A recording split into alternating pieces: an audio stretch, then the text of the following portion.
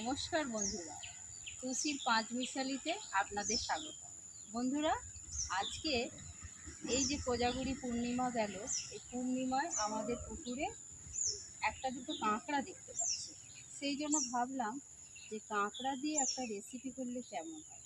তো যাই হোক, সেই জন্য আমরা মাঝে মাঝে এই যে দেখছেন শামুক, এই শামুককে ভেঙে এই যে কলা ছোটে বেঁধে আমরা কাঁকড়া ধরি। আমি আজকে সেটাই করব। এই যে ঘাটে থাকে, দেখি ঘাটে ফেলে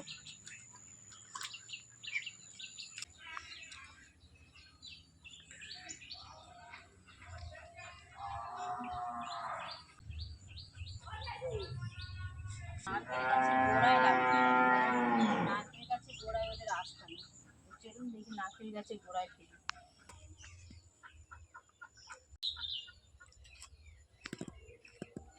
এইখানেই আছে, কারণ টান দিচ্ছে।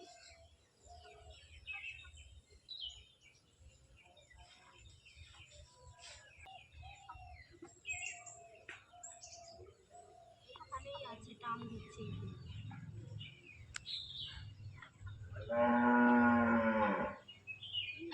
পালিয়েছে, এই একটা ঘুরে।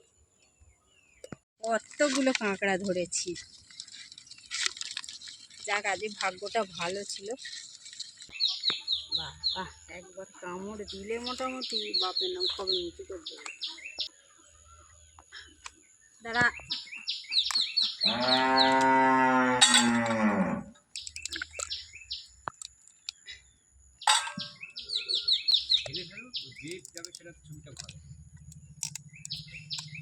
এই পিচে দাঁড়াগুলোকে নেবো না।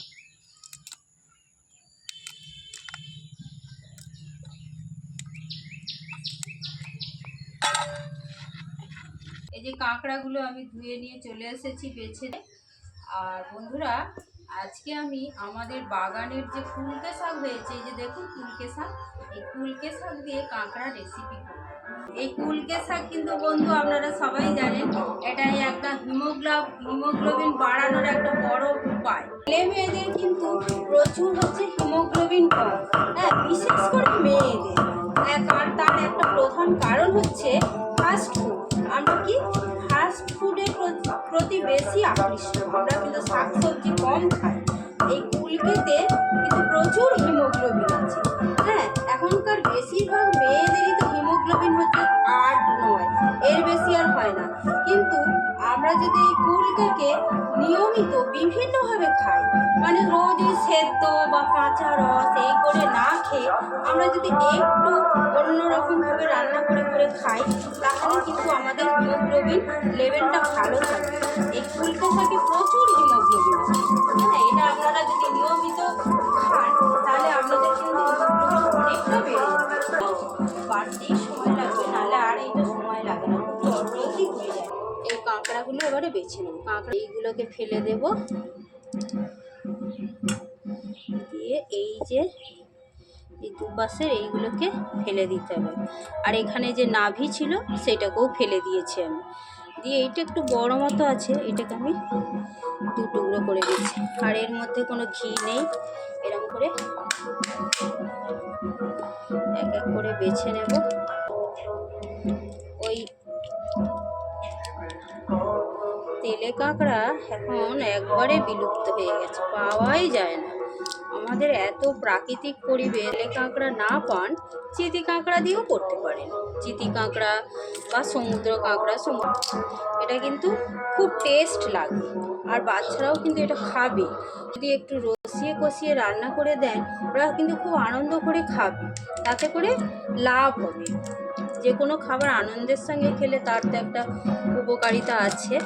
এইগুলো একটু বড়, দ্বারা আরও বড় হয়, বললাম যে এখন পাওয়া যায় না। যাই হোক, তার মধ্যে এগুলোই ভালো। এগুলোকে একটু ঠুকে নেবো, তাহলে খাওয়ার সময় কষ্ট হবে না আর কি। বন্ধুরা, এই যে কড়াইটা গরম হয়ে গেছে, আমি একটু তেল দেবো। এটা কিন্তু খুব মশলাপাতি কম লাগে, শুধু পেঁয়াজ আদা রসুনই হয়ে যাবে। কাঁচা কাঁকড়াকে কষিয়ে নিয়ে রান্না করবো। তেল হচ্ছে, আমি এই যে একটা শুকনো লঙ্কা ফোড়ন দিলাম, একটু গোটা জিরে দিলাম, পেঁয়াজগুলো একটু ভেজে নেব। পুরো ভাজা হয়ে গেছে। এবার আমি এই যে রসুনটা দিয়ে দিলাম, আর আদাটা দিয়ে দিলাম, পরিমাণ মতো হয়। এটা খুব ঝাল হবে না, তাই আমি অল্প করে লঙ্কার গুঁড়ো দিলাম। ভাজা হয়ে গেছে, ছাড়তে শুরু করে দিয়েছে। দেখুন এই কুলকে শাক বাটাটা দিয়ে দিচ্ছি। কুলকে শাকটাকে একটু ভালো করে ভেজে ভাজা ভাজা করে দিচ্ছি। ভাজা ভাজা হয়ে গেছে। এবার আমি কাঁকড়াগুলো দিয়ে দিলাম, স্বাদ মতো লবণ দিয়ে দিলাম,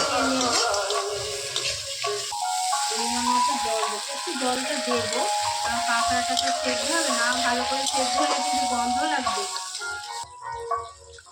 দিয়ে জল দিয়ে দিলাম, একটু জলটা বেশি করে দিলাম কারণ কাঁকড়াটা সেদ্ধ হতে একটু সময় লাগবে। এইগুলো ঢাকা দিয়ে রাখবো। এটা আমার হয়ে গেছে। দেখুন এটা এইরকম মাখা মাখা, এই অল্পটা দিয়েই কিন্তু এক থালা ভাত খাওয়া যাবে।